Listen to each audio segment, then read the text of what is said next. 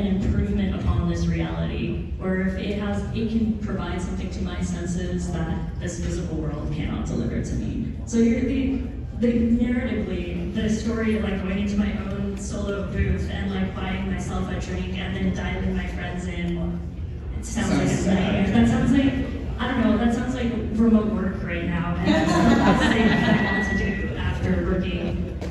So ideally, if we're going in that direction, it would be like a fully immersive experience where they could trigger the neurons in my brain to fire so that my senses felt like I was actually in the experience and I could do things that I can't do in this world.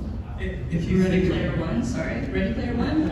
And that's what Meta is building, right? And I know the opinions are split on this one, but Zuckerberg and his crew over there, that is the metaverse they envision, where you put on, right now the Oculuses are super big and heavy, so they're gonna have to figure the hardware out.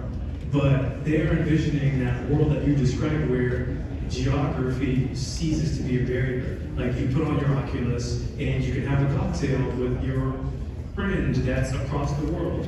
I think there's value in stuff like that, but until the underlying tech itself actually matures, we won't really grasp the fullness of that. So that's my personal take on it, on the metaverse.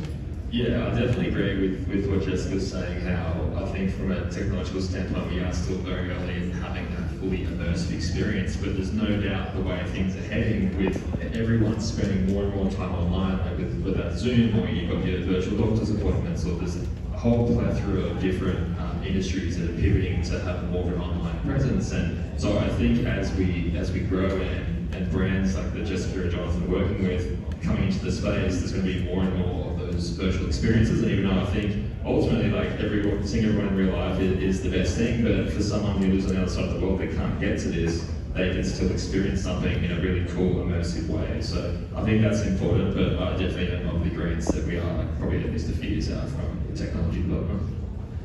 All right, so the metaverse is catching up. So if you're a big brand,